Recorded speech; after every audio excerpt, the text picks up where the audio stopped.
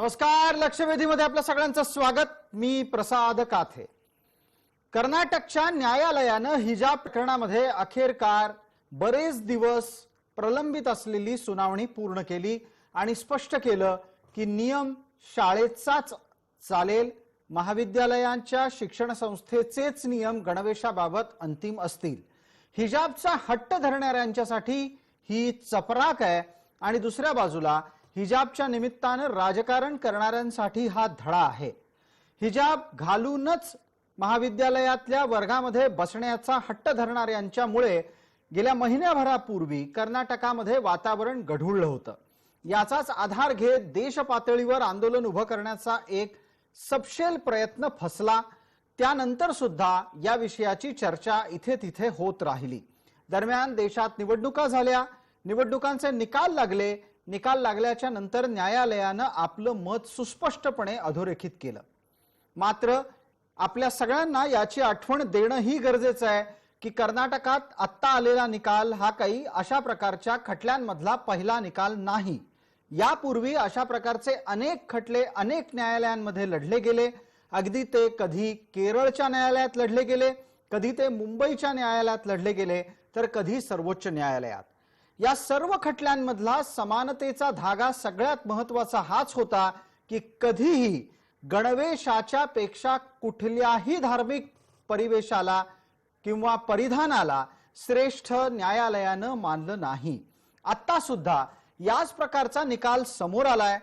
मात्र या निकालाच्या नंतर ज्या पद्धतीच्या प्रतिक्रिया येत आहेत त्याच्याच आधारे आज आपलं शीर्षक देण्यात आलंय.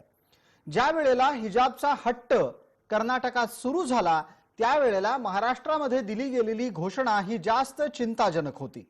ही घोषणा मुस्लिम महिलांच्या शिक्षणाच्या अधिकाराबाबत जास्त चिंता व्यक्त करणारी होती. कारण हिजाब पहले किताब बाद में अशा प्रकारचं स्पष्ट वक्तव्य त्या घोषणेच्या दरम्यान दिलं गेलं. अर्थात हिजाब घातला नाही तर शाळेत पाठवणार नाही इथपर्यंतची भूमिका सुद्धा व्यक्त केली गेली.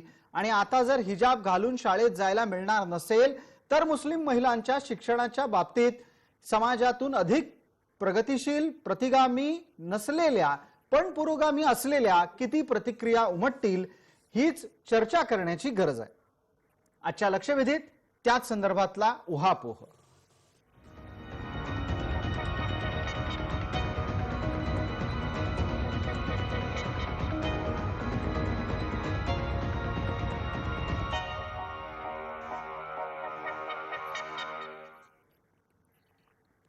या चर्चेमध्ये आपल्या सोबत कोण कोण सहभागी होत आहेत त्या मान्यवरांचा आपल्याला पटकन परिचय करून देतो. आपल्या सोबत बीडहून शफीक शेख जोडले गेलेले आहेत. ते स्थानिक आंदोलक आहेत आणि त्यांनीच पहले हिजाब किताब बाद में अशा स्वरूपाच्या घोषणेचे फलक बीडमध्ये लावले होते. आपल्या सोबत मुस्लिम विचारवंत तसंच मुसलमानांमधल्या एका प्रगतिशील विचाराच्या धारेचा प्रमुख घटक असलेले फिरोज मिठीबोरवाला मुंबईत आमच्या स्टुडिओमध्ये आहेत. याचबरोबर आपल्या सोबत अंजुम इनामदार सुद्धा जोडले गेलेले आहेत. आपण सर्व मान्यवरांचं स्वागत करूया. माझा एक छोटासा विनंती वजा सल्ला अंजुम इनामदार यांना आहे. इनामदार साहेब, आपण आपल्या फ्रेमला अर्थात आपण आपल्या कॅमेऱ्याला थोडं ऍडजस्ट करावं. आत्ताच्या घडीला तुमचा चेहरा बारीक दिसतोय, थोडं पुढे येऊन बसलात तर लोकांना नीट दिसू शकाल. धन्यवाद. माझा पहिला प्रश्न आपल्यालाच आहे अंजुमजी, आणि त्या निमित्तानं चर्चेलाही आपण सुरुवात करतोय. ज्या पद्धतीचा निकाल आलाय तो पाहता भविष्यात हिजाब घालूनच शिकायला जायचं हा हट्ट राहणार आहे का, हा हट्ट आता आपण सोडून देणार आहात? नाही सर, हे जे शब्द आहे सोडून देणार आहे, त्याला हट्ट बोलता येणार नाही. हा अभियान जे आहे मुस्लिम समाजाच्या मुलीबाबत स्पष्ट कुराण मध्ये असा उल्लेख केलेला आहे ते घरातून बाहेर पडताना मुस्लिम महिलांनी आपल्या अंगावर चादर घालावी, म्हणजेच हिजाब घालावा, पर्दा करावा. ज्या पद्धतीने मुलींबाबत मुस्लिम महिलाबाबत बोललं गेलेलं आहे तेवढ्याच सक्तीने पुरुषाबाबत पण असं बोललेलं आहे की कोणत्याही पुरुषाने पर स्त्रीकडे इतर महिलाकडे व्यभिचारी नजरेने त्याला बघू नये. आपली नजर तुम्ही खाली ठेवावी हट्टाबाबत जर आपण बोलत असेल तर कुणीही याबाबत हट्ट केलेला नाही. मुस्लिम मुली जे आहे ते राजी खुशीने स्वतःहून ते बुरका घालतात आणि त्यांना असं वाटतं की कुठेतरी माझी सुरक्षा इतर व्यभिचारी नजरेत ठेवून लोक समाजामध्ये वावरतात. अशा पुरुषाच्या नजरेतून मी स्वच्छ राहू, मला अंजुम इतरांनी इनामदार, बघू नये, एक चांगला दृष्टिकोन ठेवून हिजाबचं समर्थन करत असताना अंजुम इनामदार धर्माचा दाखला दिलात. धर्माचा दाखला देतच आहात तर आम्हाला जरा कुराणातली आयत पण सांगा. कुठल्या आयतमध्ये कितव्या क्रमांकावर हे लिहिलेलं आहे की हिजाब हा घातलाच पाहिजे? सूरे निसा म्हणून कुराणचा जे सूरा आहे सूरे निसा, त्यामध्ये स्पष्ट मी आयत नंबर तर बोलू शकत नाही कारण माझ्या लक्षात ते राहिलेलं नाही. तर सूरे निसामध्ये महिलांसाठी स्पष्ट आदेश दिलेला आहे. निसा हा शब्दच महिलांसाठी आहे आणि ते पूर्ण जे पारा जे आहे साधारणतः ते 38 ते 39 टोटल त्याच्यामध्ये रुकू आहे. त्यामध्ये स्पष्ट सांगितलेलं आहे की महिलांनी घरातून बाहेर निघताना आपली सुरक्षा बाळगण्यासाठी त्यांनी हिजाब घालावा. कारण आपण पाहिलं असेल, आम्ही स्वतःने कधी आपण जर एखाद्या चौकामध्ये थांबला असेल, एखाद्या बाजारमध्ये थांबलेला असेल, एखादी स्त्री स्त्री आपण पाहिलं की ते जर समजा कमी कपडे घालून ते रस्त्यावर येत असेल तर लोक कशा निर्यातीने त्याला बघतात. तर त्या महिलांना असं वाटतं की मला कुठेतरी अशा पुरुषांच्या व्यभिचारी पुरुषांच्या नजरेतून मी स्वच्छ राहावे. मला असं वाटतं की मी वाईट नजरेतून पापी नजरेतून माझा बचाव आणखीन झाला एक पाहिजे. प्रश्न. आता आपण धर्माचे दाखले देतच आहात तर न्यायालयानं मात्र हिजाबला कोणत्याही प्रकारे अनिवार्य इस्लामचा भाग सांगितलेलं नाही आणि ज्या आपण धार्मिक पुराव्यांच्या आधारे हा सगळा विषय पुढे नेऊ पाहताय त्यात माझ्या ज्ञानाच्या नुसार मुसलमानांना सुद्धा हिजाबचं परिधान सांगितलेलं आहे. मग मुस्लिम पुरुष हे मात्र हिजाब घालणार नाहीत आणि महिलांना मात्र हिजाबची सक्ती करणार, हा दुटप्पीपणा का? नाही, महिलांबाबत स्पष्ट आहे. पुरुषाबाबत नजरे तुम्ही खाली ठेवावी बोललं गेलेलं आहे, तोच त्याचा हिजाब आहे. तुम्ही इतर महिलांना, इतर स्त्रीला तुम्ही डोळे भरून बघू नये, तोच त्याचा हिजाब आहे. चुकून जर एखादी नजर तुमची पडली असेल तर तुम्हाला त्याचा पाप मिळणार. तर या पद्धतीने तो हिजाब, डोळ्यांचा हिजाब जे आहे ते पुरुषासाठी आहे. ज्या पद्धतीने महिलांचा हिजाब जे आहे ते चादरमध्ये असेल, हिजाब पडद्यामध्ये असेल, बुरक्यामध्ये असेल, त्याच पद्धतीने पुरुषासाठी पण स्पष्ट कडक शब्दामध्ये त्याला सांगितलेलं आहे की तुम्ही हे केलं पाहिजे. राहिलं आता जे कोर्टाचा जो निकाल आलेला आहे त्या निकालाबाबत मला असं वाटतं की कुठेतरी कोर्टामध्ये मांडणी करताना त्यांचे जे वकील आहे ते कमी पडलेले आहे. ठीक आहे अंजुम इनामदार, आपण बराच वेळ या संपूर्ण विषयाचं समर्थन करत असताना धार्मिक मुद्द्यांचा आधार वारंवार घेत आहात. आपण अतिशय स्पष्टपणे या भूमिकेवर ठाम दिसलात की महिलांकडे पडणाऱ्या, महिलांच्या विषयी व्यक्त होणाऱ्या वाईट नजरांच्या संरक्षणासाठी हिजाब गरजेचा आहे. पहिल्यांदा धर्म आणि नंतर सुरक्षितता, दोन्ही मुद्द्यांवर आपल्या सोबत असलेले फिरोज मिठीबोरवाला बोलतील. ते सुद्धा इस्लामचे अभ्यासक आहेत, त्यांनाही या धर्माच्या विषयीची चांगली जाण आहे. फिरोजी, हा तर्क कितपत स्पष्ट आणि सुस्पष्टरित्या संरक्षणाच्या दृष्टीने गरजेचा वाटतो?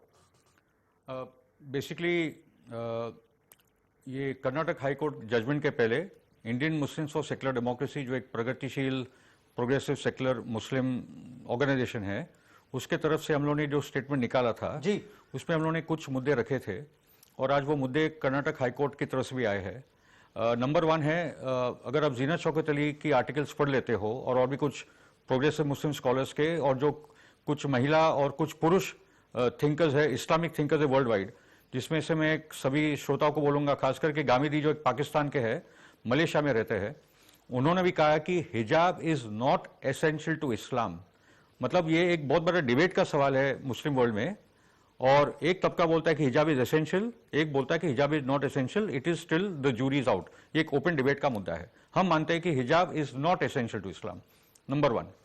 नंबर 2, फिरोजी, आप ये कह रहे हैं कि हिजाब इस्लाम में अनिवार्य नहीं है, पण दुसऱ्या बाजूला तातडीनं आणि सातत्यानं हीच गोष्ट सांगितली जाते की कशा पद्धतीनं हिजाब हाच इस्लामचा भाग आहे. याला उत्तर काय द्यायचं? नहीं, मैं मानता हूँ इसमें दो बातें हैं। एक तो कुरान की तरफ से, क्योंकि हिजाब का वर्ड का जिक्र ही नहीं कुरान में। मैं भी जब मेरी बात मैंने भी पढ़ी थी तो मैं चौंक गया था जी। सो द पॉइंट इज के जिस संदर्भ में विमेन प्रोटेक्शन के लिए बात आई थी और पर्दा की बात सिर्फ मुस्लिम औरतों के कॉन्टेक्स्ट में नहीं था, मुस्लिम मर्दों के भी कॉन्टेक्स्ट में था। तो एक डीपर अंडरस्टैंडिंग की जरूरत है मुस्लिम समाज में, पूरे समाज के अंदर, कि वो जो 1500 साल पुरानी जो समाज था उस टाइम पे जो चीजें आई थी, और वो खाली मुस्लिम औरतों पे थोपने की कोई बात नहीं थी। और अगर आप फातिमा मेहरनिसी और इस किस्म के महिलाओं के पढ़ते हैं जिन्होंने बहुत अभ्यास किया है कि किस प्रकार से मुस्लिम औरतें उस दौरान लीडरशिप में थी, बिजनेस में, मिलिट्री में, पॉलिटिक्स में, और 50-100 साल के बाद वो मुस्लिम औरतों को घरों में बंद कर दिया गया। वो बराबर से ये बात आती कि ना एक कुरान का दोष है ना इस्लाम का दोष है, मगर एक पुरुषवादी पेट्रियार्कल सोसाइटी का वो दोष था, जिस प्रकार से ये सब नियम थोपे गए औरतों पे। और जहां तक सुरक्षा की बात है, दो बहुत इंटरेस्टिंग बात है। एक तो आज की सुरक्षा की जिम्मेदारी है स्टेट की। एक लड़की हिजाब पहने, बुरखा पहने, निकाब पहने, जीन्स पहने, टॉप पहने, साड़ी पहने, मगर उसकी स्टेट की जिम्मेदारी बनती है। आज एक स्टेट है, पुलिस है, उनकी जिम्मेदारी बनती है उनके सुरक्षा की। और वो देख रहे हैं कि लड़कियां और औरतें सब कुछ पहनती है। इनफैक्ट और एक बहुत इंटरेस्टिंग बयान आया, एक मौलाना जो हमारे अमेरिका में है, उनका बोलना था कि ये जो भी नियम आए हैं ये मुस्लिम औरतों की सुरक्षा के लिए आए। और अगर आज बुरखा पहन, वो अमेरिका की कॉन्टेक्स्ट की बात करे, फ्रांस की कॉन्टेक्स्ट की बात करे, कि आज अगर आपको हिजाब और निकाब और बुरखा पहनने से आपको खतरा है तो कोई पहनने की जरूरत नहीं है। आपका कोई इस्लाम खतरे में नहीं आएगा अगर आपने वो कपडे नाही पहने तो। ये भी एक मौलाना साहब बोल रहे, अमेरिका में एक बहुत विद्वान बोल रहे। मग मला फिरोज मिठीपोरवाला आपल्याच या मुद्द्यांच्या आधारे आणखीन पुढे चर्चेला नेत असताना आपल्या सोबत असलेल्या शफीक शेख यांना विचारायचं आहे। शफीक शेख, धर्माच्याच दृष्टीनं न्यायालयानं स्पष्टपणे मत मांडलं की हिजाब हा इस्लाम धर्माचा भाग नाही, इस्लाम पेहरावाचाही भाग नाही। आपल्या सोबत असलेल्या दोन मान्यवरांनी या निमित्तानं मतमतांतर लक्षात आणली। माझा आपल्याला प्रश्न आहे, आपण स्वतः हिजाबच्या समर्थनात उतरताय का आता न्यायालयाच्या निकालाच्या नंतर आपली भूमिका काही वेगळी असणार आहे? शफीक शेख, माझी पहिली भूमिका हिजाबच्या समर्थनामध्ये होती आणि आताची भूमिका माझी हिजाबच्या समर्थनामध्येच राहणार आहे। जो कर्नाटक न्यायालयाने निकाल दिलेला आहे हिजाबच्या संदर्भामध्ये, जसं अंजुम इनामदार साहेबांनी या ठिकाणी सांगितलं की कोर्टामध्ये काही गोष्टी सिद्ध करण्यासाठी जर मांडणी व्यवस्थित झाली नसेल किंवा तिथं काही कमी पडले असेल तर निश्चितच आम्ही या कोर्टाच्या विरोधामध्ये सुप्रीम कोर्टामध्ये जाऊ आणि हिजाबचं समर्थन आम्ही शेवटपर्यंत करत राहू। कारण हिजाब हा आमच्या इस्लामचा अविभाज्य घटक आहे आणि तो राहणार आहे। आणि याच्यावर कुणाचीही जबरदस्ती वगैरे किंवा जसं फिरोजभाईंनी सांगितलं की 1500 वर्षापूर्वीचा जो काही इतिहास त्यांनी सांगितला की काही गोष्टी पुरुष प्रधान संस्कृतीने त्याच्यावर थोपवलेल्या आहेत, तसा काही प्रकार नाहीये। तसा जर प्रकार असला तर या मुलीने, जी मुस्कान जी मुलगी आहे, तिने या हिजाबच्या विरोधात एवढं उग्र स्वरूप धारण केलं नसतं। आणि आज कोर्टाचा निकाल जाहीर झाला आणि त्या ठिकाणी कर्नाटकमध्ये एका सुरपूर तालुक्यामध्ये 35 विद्यार्थिनींनी परीक्षा सोडून त्या बाहेर आल्या आणि त्याच्यावर बहिष्कार टाकला। याचा अर्थ हिजाबवर कुठल्याही महिलेवर किंवा मुलीवर आम्ही हा थोपवलेला नाहीये। जसं अंजुमाईंनी सांगितलं, तो कुराण शरीफचा एक सूरे निसामध्ये शफीक जी, ज्या पद्धतीनं तुम्हाला कुराण कळतो त्याच पद्धतीनं फिरोज मिठीपोरवाला यांनाही कुराण कळतो। त्यांनी सांगितलं ना की अशा प्रकारचा हिजाब हा कधीच धर्माचा भाग बनलेला नाही। मी एक छोटा आणखीन प्रश्न आपल्यालाच विचारणार आहे, पण तत्पूर्वी एक आपल्याला टीव्हीवरनं फोटो दाखवतो।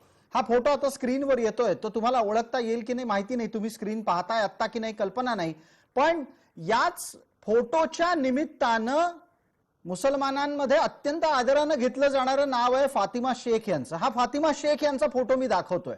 या मुसलमानांच्या मुली शिकाव्यात याच्यासाठी प्रयत्न करणाऱ्या महिला आहेत, या आम्हाला हिजाब मध्ये नाही दिसत। शफीक शेख, आपल्याला याचंही उत्तर द्यावं लागेल। मग आताच हिजाबचा अचानक आग्रह का?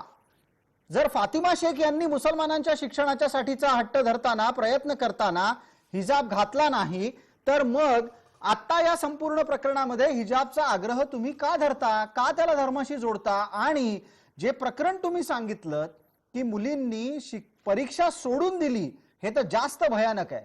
तुम्ही आधी सांगा, समाजाला उत्तर द्या, फातिमा शेख यांनी का नाही हिजाब घातला?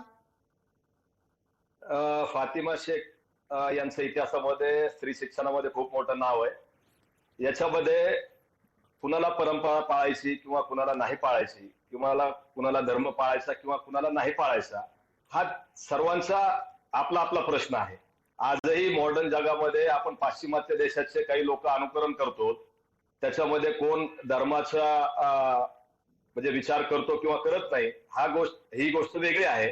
परंतु मला एक गोष्ट सांगायची, आपण जे सांगितलं की आताच हे हिजाबचं प्रकरण का आलेलं आहे.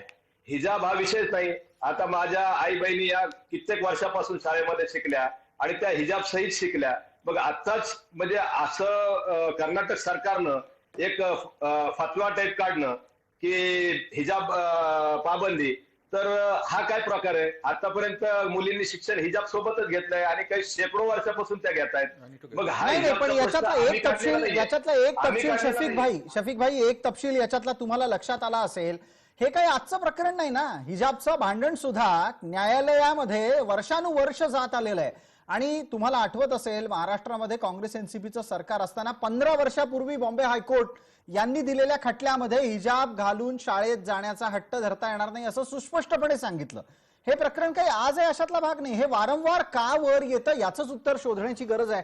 त्याचंही उत्तर फिरोज मिठीबारवाला यांच्याकडून घेण्याचा मी प्रयत्न करतो. फिरोजजी, एक्चुअली पॉइंट ये है कि पोस्ट 1990 और 90 to 93 बाबरी मस्जिद दंगे जो हाइटेंड कम्युनल फेज आया देश में, उसके बाद हिजाब, निकाब, ये सब चीज़ें आने लगी हमारे मुल्क में. क्योंकि ये इस्लाम का सवाल नहीं है, ये अरब कल्चर का जो एक इम्पैक्ट है. और आपको केरला, कर्नाटक में, कोस्टल बेल्ट में दिखता है, अभी तो और भी जगहों पे दिखता है, मगर ये पहले ना भारत में था इतना, ना पाकिस्तान में था, ना बांग्लादेश में था. तो one is the immigration for work, उसके लिए जो लोग गए और वो कल्चर लेकर आए. मगर जो पोलराइजेशन हिंदू और मुसलमानों को होने लगा, अपनी अपनी आइडेंटिटी पे लोग जाने लगे, वो भी उसका पार्ट है. और याच्यात एक छोटा मुद्दा, त्याच्यावर तुम्ही निश्चित बोला फिरोजजी, मी ती विनंतीही आपल्याला करतो.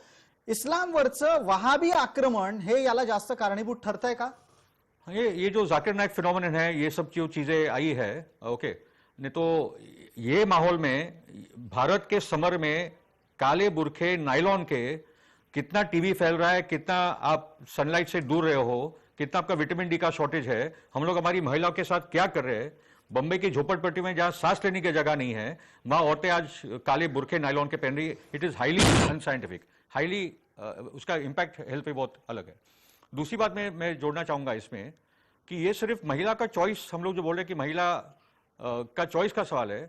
आप अगर 5 साल की लड़कियों को हिजाब पहनाना शुरू करोगे तो ये सोशल कंडीशनिंग का सवाल है. 18 साल के बाद अगर कोई महिला चुनती है तो ठीक है, वो उसका चॉइस है. मगर आप 5-5 साल की बच्चियों को जब आप ये पहनाते हो और एक सोशल कंडीशनिंग होता है, तो उसको तो लगता है भाई यही मेरा नेचुरल पोशाक है और वो ही मैं पहनूंगी. और उसके साथ एक सोशल प्रेशर है. मुस्लिम इलाकों में एक सोशल प्रेशर भी बनते जा रहा है कि अगर आपने नहीं पहना तो यू लाइक एन आउटकास्ट. तो ये सब है जो you know, but at the same time I am saying इतना तो पटकन अंजुम इनामदार यांना बोलतं करूया. फिरोज मिठीबोरवाला यांच्या मुद्द्याच्या अनुषंगानं अंजुम इनामदार, हिजाब घालायला मिळाला नाही किंवा हिजाब न घालू देणाऱ्या शाळांमधूनही आता मुसलमान मुली बाहेर पडतील, अशा प्रकारची वक्तव्य व्हायला लागली आहेत. थोड्या वेळापूर्वी शफिक शेख यांनी सांगितलं की अनेक मुलींनी म्हणे आज परीक्षा सोडून दिली. हा अत्यंत चुकीचा पायंडा आहे.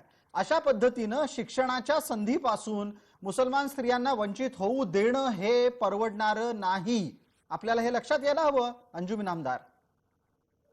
नाही, याबाबत मला वाटतं जे आंदोलनकारी लोक आहे, जे लोक या विषयावर काम करतात देशभरामध्ये, या लोकांनी संयमाची भूमिका घेणे खूप गरजेचं आहे.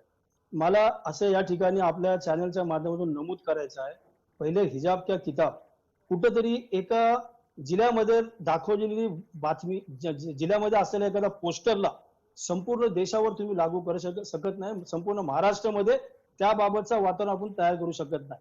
आता राहिला प्रश्न ते बळजबरी केली जाते. मला वाटतं फिरोज मिठीबोराला याबाबत माहिती असली पाहिजे. एकही कंप्लेंट आजपर्यंत कुठं नोंद झालेली नाही. ते परिवारच्या लोकांनी मुलीला बुरका घालावा म्हणून सक्ती केली आणि त्या मुलीने आत्महत्या केली किंवा मैं 5 साल की बच्चों की, मैं सोशल कंडीशनिंग की बात कर रहा हूं. मैं अंजुम भाई, 5 साल के बच्चों को आप हिजाब पहनाओगे तो सोशल कंडीशनिंग में, जबरदस्ती की बात नहीं कर रहा हूं, मगर एक सोशल प्रेशर है, सोशल प्रेशर जरूर है ये पहनने का. सोशल प्रेशर इस किस्म का इस्तेमाल किया नहीं जाता. रहा बम्बई के अंदर अभी जैसा आप बता रहे हैं कि भाई ब्लैक कपड़ा पहने, अभी बुरके का तो भी अलग अलग कलर है, कोई ग्रीन भी पहनता है, कोई येलो भी पहनता है, कोई व्हाइट पण भी पहनता याच्यात है. याच्यात याच्यात अंजुम इनामदार एकच मिनिट, याच्यात अंजुम इनामदार याच्यासाठी हस्तक्षेप करतो कारण दोन मुद्दे सातत्यानं समोर येतात. एक तर तुम्हाला बुरखा घालायचा तर तो काळ्याच रंगाचा असला पाहिजे असाही आग्रह सांगितला जातो आणि तो सुद्धा इस्लामशी जोडला जातो. दुसऱ्या बाजूला तुम्ही असं म्हणताय की हिजाब मुली स्वतःहून स्वीकारतायत, त्यांच्यावर कोणी दबाव आणत नाही. फिरोज मिठीबरोबरांनी याच मुद्द्याकडे लक्ष वेधलं. 5 वर्षाच्या मुलीला हिजाब घालायचा की नाही घालायचा याचा निर्णय करण्याच्या इतपत बौद्धिक स्वातंत्र्य आणि बौद्धिक कुवत असते? नाही नाही, हे मला वाटतं कुठेतरी नाही का एखाद्या ठिकाणी जर घडला असेल, बोलला असेल तर तुम्ही नाही का त्याला पूर्णपणे लागू नहीं, करू अंजुम नका. भाई ये मुझे बताइए 5 साल की बच्चियां हिजाब पहनती है कि नहीं, आप मुझे बताइए. नहीं नहीं, अगर वो पहनती है तो माँ बाप लोग को भी खुशी लगती है बच्चे पहनने के मैं अंदर. वही बोल रहा हूँ ना, कोई मैं बच्ची का मैं वही बोल रहा हूँ कि वो सोशल कंडीशनिंग का सवाल है, इसलिए मैं बोल रहा हूँ माँ बाप को खुशी हो रही है, मगर क्या ये सही है 5 साल की बच्चे को हिजाब पहनाना? तेच मुलगी 18 वर्ष झाल्यानंतर त्यांनी सो खुशीने घातले तरी चांगलं असेल ना. अरे 13 साल का एखाद्या सोशल कंडीशनिंग का पालकाला- सवाल है भाई. 13 एखाद्या साल का पालकाला वाटत असेल की मी माझ्या लहानपणापासून माझ्या मुलीला चांगले संस्कृत शिक्षण देऊ, एक चांगलं शिक्षण देऊ, तर काय त्याला वाईट आहे नाही का, त्याला आपण त्या नजरेने बघू नये. नाही पण अहो मला वाटतं- पॉइंट बहुत सिंपल है, मैं आपको बता जी। दूं. Actually point is I think Karnataka high court ने 2 जजमेंट दिए जो बहुत सिंपल बात है, कोई नई बात नहीं है. नंबर 1, हिजाब इज नॉट एसेंशियल टू इस्लाम, जो बहुत सारे मुस्लिम स्कॉलर्स, इस्लामिक स्कॉलर्स, बड़े बड़े विद्वान लोग बोल रहे हैं. नंबर 1. नंबर 2, हर स्कूल को अपना अधिकार है अपना नियम तय करना यूनिफॉर्म का. अंजुमन इस्लाम में क्या आप जीन्स और स्कर्ट और टॉप को अलाउ करोगे? क्या नहीं करोगे. वहां सलवार कमीज दुपट्टा चल रहा है, तो जो आप कॉन्वेंट स्कूल में बोलोगे कि हमको हिजाब पहन के आना है तो नहीं अलाउ करेंगे. तो हर स्कूल का अपना एक नियम होता है, ये भी कोई बड़ी बात नहीं. बॉम्बे हाईकोर्ट का जजमेंट 2005 या 4 का है ऑलरेडी इस पे, तो वो भी कोई दिक्कत की बात नहीं थी. बिल्कुल। मगर आप ये देखें, मैं आपको बता दूं कि जी। चाहे वो कर्नाटक की बात हो या सफायस कॉलेज बॉम्बे की बात हो, जो लड़कियां, क्योंकि मैंने बस्तियों में, मुस्लिम बस्तियों में काम किया, मैं जानता हूं कि लड़कियों को वो जो माहौल इतना खराब होता है कि उनको ये बुरखा पहन के जाना पड़ता है. कॉलेज पहुंच के वो बुरखे को अपने लॉकर में डाल देते हैं और बाद में जीन्स और स्कर्ट या टॉप या जो भी इसको पहनना है वो पहन के. सफायस कॉलेज में वही बात थी कि अपना कैंपस में आप लेकर आइए और जी। क्लासरूम में आप ठीक से बैठिए, वही कर्नाटक की बात थी. मगर पॉपुलर फ्रंट ऑफ इंडिया, क्योंकि पॉलिटिकल इस्लाम वो जिस किस्म का उनका एक एजेंडा है, ये वहाबीजाइजेशन का एजेंडा है, तो वो लोग ने जो कि भाई हम तो कैंपस में तो अलाउड है मगर अभी क्लासरूम में भी अलाउड है. और ये लोग ने क्या पोलराइजेशन में बीजेपी को कैसे ओवैसी जैसे लोग से लेकर पॉपुलर फ्रंट और कैंपस फ्रंट ऑफ इंडिया मदद करते हैं, वो हमको उसके परिणाम सब दिख रहे. याच्यावर शफीक भाई आपल्यासोबत आहेत, त्यांना एक प्रश्न विचारतो पटकन. शफीक भाई, तुम्हाला मुसलमानांमधल्या महिलांच्या शिक्षणाची जास्त काळजी आहे की वहाबी विचारसरणीचं इस्लामवर होणारं आक्रमण जास्त पसंत पडू लागलेलं आहे? नाही, मला काय सांगायचंय की वहाबी विचारसरणी किंवा आता फिरोजबाईने जो सांगितलंय की ओएसी फॅक्टर, नाईक फॅक्टर आणि वहाबी, तर याला कृपया फिरोजबाईंनी राजकारणाशी जोडू नये. कारण राजकारण करणारे लोक राजकारण करणार आहेत, परंतु याच्यामध्ये राजकारण न आणता आम्हाला जो इस्लामने शिकवण दिलेली आहे तो हिजाब सहित शिक्षण घ्यायची, पडद्यासहित शिक्षण घ्यायची, त्याच्यावर आम्ही चालणार आहोत. परंतु दुसरी गोष्ट जी फिरोजबाईंनी सांगितली 5 वर्षाच्या मुलीच्या बाबतीतली आणि त्या मुंबईच्या बाबतीतली, तर 24 तास काही महिला बुरखा आणि हिजाब घालून बसलेल्या नसतात काय. आणि जो त्यांनी विटॅमिनच्या गोष्टी सांगितल्या आणि वातावरणाच्या गोष्टी सांगितल्या, हिटच्या गोष्टी सांगितल्या, तर वातावरणाच्या आणि याच्या क्लायमेटच्या वेगवेगळ्या गोष्टी आहेत, त्याच्यावर वेगळी डिबेट झाली पाहिजे. त्याचा आणि याचा काही संबंध नाहीये. बहुत संबंध है भाई, बहुत नाही, याच्यावर एकदा एक आपल्यासोबत असलेले फिरोज मिठीबोरवाला उत्तर देत आहेत. एकदा त्यांचंही उत्तर ऐकूया. आपल्याला वेळेची मर्यादा पण आहे, याची सगळ्यांना एक विनंतीपूर्वक जाणीव करून देतो. फिरोजजी, आपण बोलणार आहात. नो, बेसिकली और एक बात मैं जोड़ूंगा. मैं तो कर्नाटका हाईकोर्ट के जजमेंट के इसलिए भी वेलकम करता हूं जी। कि महाराष्ट्र सरकार का एक जीआर है जहां जितने सरकारी इंस्टीट्यूशन है, पुलिस स्टेशन है, जो भी वहां कोई भी धार्मिक आइकॉन्स नहीं होने चाहिए. तो इनफैक्ट मैं भी अभी हमारे दाभोलकर आंदोलन के हमारे उनसे बात हुई हमारी अंधश्रद्धा निर्मूलन समिति के साथ. हम लोग बॉम्बे हाईकोर्ट में ये केस ही करने वाले हैं कि religion neutral school should be religion neutral, और जितने सरकारी दफ्तर है, पुलिस स्टेशन है, थाने है, जो भी है, वो सब रिलीजन न्यूट्रल होने चाहिए, क्योंकि वो भारत का संविधान है, वही सेक्युलरिज्म है. बिल्कुल. तो ये भी हम लोग उसके आगे बढ़ झालं पाहिजे. पण थोड्या वेळापूर्वी जो शफीक शेख यांनी मुद्दा मांडला, फिरोजजी आपण त्यावरही बोलावं की हिजाब घालणं आणि वातावरणाच्या निमित्तानं शरीरावर होणारे दुष्परिणाम यांचा परस्पर काहीच संबंध नाही म्हणे. क्लियरली है, आप औरतों से बात कीजिए, मैं तो करता रहता हूं, मैं जानता हूं कि ये सब क्यों हो रहा है. एक तो मैं वापस बोल रहा हूं, इस सोशल कंडीशनिंग 5 साल की बच्चियों का तो उत्तर दे नहीं पाए, माँ बाप को अच्छा लगता है को पहना दिया, तो एक तो मतलब माँ बाप ही इंपोज करे उन पे, ठीक है, एक वो बात है. और जब 18 साल के हो जाएंगे तो उनको लगता है भाई वही रियलिटी है, तो दैट इज अनदर थिंग. दूसरा क्लियर कट है, दुनिया में एक बहुत बड़ा डिबेट है, एसेंशियल है कि नहीं है. इनको पता नहीं है कि बहुत सारे मुस्लिम महिलाएं जो अरब वर्ल्ड में हैं जो क्या बात करें. ईरान में तो बड़ा मूवमेंट है हिजाब के खिलाफ, ईरान में तो बड़ा चादर के खिलाफ मूवमेंट है कि इसको इंपोज मत कीजिए आप, ठीक है. सऊदी ने तो अभी गिव अप ही कर दिया है कि we are not imposing all this on the women. Problem है कि साउथ एशियन, मला पटकन अंजुमबाईंना एक प्रश्न विचारू द्या. फिरोजभाई आपण एक महत्वाचा मुद्दा मांडला, त्या निमित्तानं पटकन अंजुम इनामदार यांना विचारतो. सौदी ज्या गोष्टी सोडायला लागल्या, इराणमध्ये ज्याच्या विरोधामध्ये आवाज उचलला जातोय, फ्रान्स, जर्मनी सारख्या युरोपातल्या अनेक देशांमध्ये याच्या विरोधात मुद्दे समोर आणले जात आहेत, तार्किक दृष्ट्या चर्चा होतीये. मग भारतातल्याच मुसलमानांना हा आग्रह का करावासा वाटतो की हिजाब घातल्याशिवाय आमच्या महिला घराबाहेर पडणार नाहीत, त्यांनी पडू नये, पडलं तर ते गैर इस्लामिक असेल? नाही, सर्वात प्रथम सौदी म्हणजे पूर्णपणे इस्लाम धर्म, आणि आम्ही सौदीला फॉलोअप करतो किंवा इराणला फॉलोअप करतो, हे अत्यंत म्हणजे गौण बात आहे. त्याला खरं म्हणजे ना त्याला चर्चेमध्ये आणलंच नाही पाहिजे होता. भारतीय मुस्लिम जे आहे, आमची भारताची एक संस्कृती आहे. आता तुम्ही सावित्रीबाई फुले बरोबर काम करणाऱ्या फातेमा बीबी शेखला आपण दाखवलं. बिलकुल, फातेमा फार बीबी बरं झालं शेखच्या तुम्ही हे म्हणालात. जर समजा भारतीय मुसलमानांची भारताच्या संस्कृतीशी नाळ जोडली गेलेली असेल तर फातिमा शेख यांचा आदर्श समोर ठेवा, हिजाबचा आग्रह का धरताय? फातेमा बीबी शेखचा आदर्श आम्ही डोळ्यासमोर ठेवतो. फातेमा बीबी शेखच्या डोक्यावर पदर आहे और साड़ी पहनी है अंजुम भाई, उसने साड़ी पहनी है, बुरखा नहीं पहना है, ना हिजाब पहना है, निकाब पहना है. साडी जरूर घातलेली असेल तर ते पदर आहे. आता वारकरी संप्रदायाच्या महिला आमचे पदर घालतात. आपल्या महाराष्ट्रामध्ये पाहिलं असेल किंवा पुण्यामध्ये पाहिलं असेल तर वाल्मिकी समाजच्या आमचे बहिणी जे आहे ते पूर्णपणे चेहऱ्यावर ते घुंगट आणतात. तो घुंगट को वेलकम, तो आप घुंगट को पॉजिटिव मानते हो अंजुम भाई, आप घुंगट को पॉजिटिव मानते हो? ऐकून घ्या ना, तर ऐकून घ्या ना, पूर्ण मुद्दा तर ऐकून घ्या ना फिरोज भाई. नहीं अंजुम भाई, मैं आपको एक सिंपल सवाल पूछ रहा हूं कि ये जो, इसलिए मैंने कहा कि ये पुरुष प्रधान सोसाइटी का सवाल है.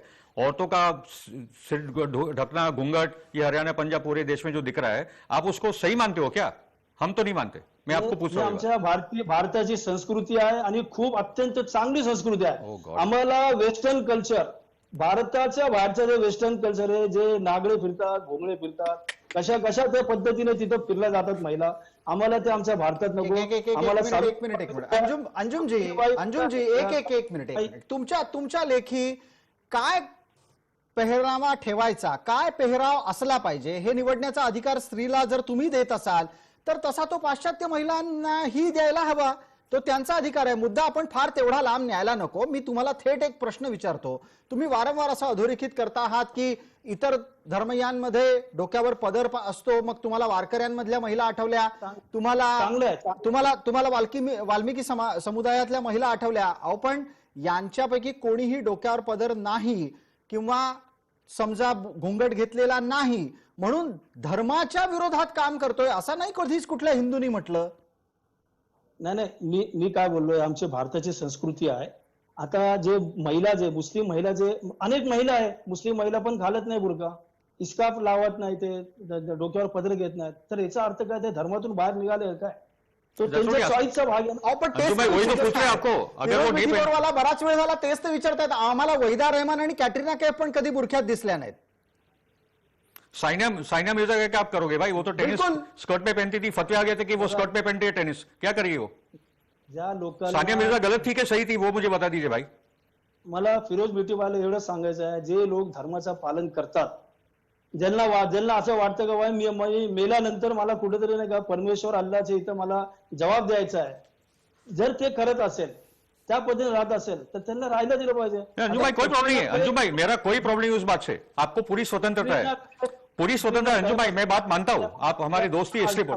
अंजुम भाई पॉइंट इज सिंपल, स्कूल को अपने नियम, यूनिफॉर्म का एक स्कूल को अपना अधिकार है. इस्लामिक स्कूल को भी है, हिंदू स्कूल को भी है, Christian school, convent, secular school. मैं एक पारसी स्कूल में पढ़ा था, ठीक है, और मैं नहीं चाहता हूं कि मेरे स्कूल में बुरखा और सिंदूर और मंगलसूत्र और ये सब आए, हम लोग क्लियर थे उस बात के। बिल्कुल ना बॉम्बे स्कॉटिश में अलाउड होगा। याच तो मुद्द्यावर हर स्कूल को अपना फिरोज मुद्दे अधिकार है, that is what the Karnataka high court has sed, her school को अपना अधिकार है।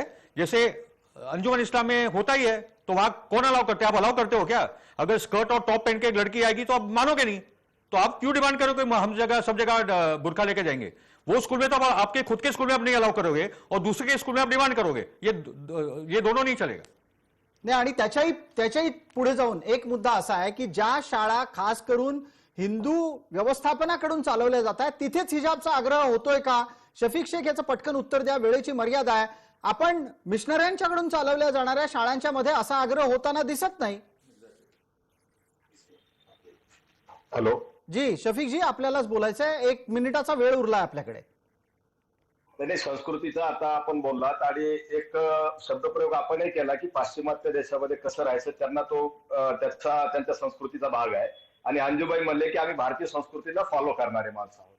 तर जर भारतीय संस्कृतीमध्ये पर्दा, हिजाब, पदर ह्या जर गोष्टी असतील आणि त्या आजपासून नाहीये, त्या काही शेकडो वर्षापासून आहे, तर त्याला आताच विरोध अशा पद्धतीचा का व्हायला पाहिजे मग? शफीक भाई, हम जैसे लोग तो पर्दा बर्दा हिजाब ये जो घूंघट उसके खिलाफ लड़ते हैं भाई, औरतों के अधिकार के लिए हम लोग लड़ते हैं। आप मुझे तो औरतों के अधिकार के लिए लड़ना एक अलग बात है साहब, लेकिन हम कहाँ बोल रहे कि भाई आप स्कूल में मत जाइए, आप एजुकेशन मत लीजिए। अगर खुद से अगर लड़की या एक औरत अगर उसे फॉलो करना चाहती करे है ना, तो फिर नहीं तो स्कूल के नियम आपको पालने पड़ेंगे। आप वो स्कूल में जाए जहाँ बुरखा हिजाब अलाउड है, सिंपल एज वो बात। कर्नाटक हाईकोर्ट जजमेंट की कोई नई जजमेंट नहीं है। कर्नाटक नहीं, बरोबर है आपने जो बोला ना कि कर्नाटक हाईकोर्ट ने जो निर्णय दिया है, अब आप तो उसे फॉलो करेंगे, लेकिन हम उसके खिलाफ सुप्रीम कोर्ट में जाएंगे। अगर वहां कुछ हमारे लूप होल्स रह गए होंगे मांडणी करने में, हम आगे भी जा सकते हैं। ठीक आहे, ठीक आहे। वेळेची जाइए, मर्यादा वहां भी वही होना है। वेळेची मर्यादा असल्याने मला हस्तक्षेप करावा लागतोय आणि त्याच संधीला घेत मी आपण इथं जमलेल्या या सर्व मान्यवरांचे आभार व्यक्त करूयात। आपण सर्व या चर्चेत सहभागी झालात त्याबद्दल आपले मनपूर्वक आभार। लक्षवेधीच्या या चर्चेमध्ये तुर्तास इतकंच, मात्र जाता जाता एका गोष्टीला अधोरेखित करायला हवं की हिजाबचा आग्रह आता सर्वोच्च न्यायालयात जाणार आहे आणि हिजाब घालून शाळेत न येऊ दिल्यास शाळा सोडण्याच्याच बाबतीतला कल जास्तीत जास्त चर्चेत पुढे येतोय। दुसरी बाब जास्त चिंताजनक आहे। तुर्तास इतकंच। सर्व प्रेक्षकांना जय महाराष्ट्र।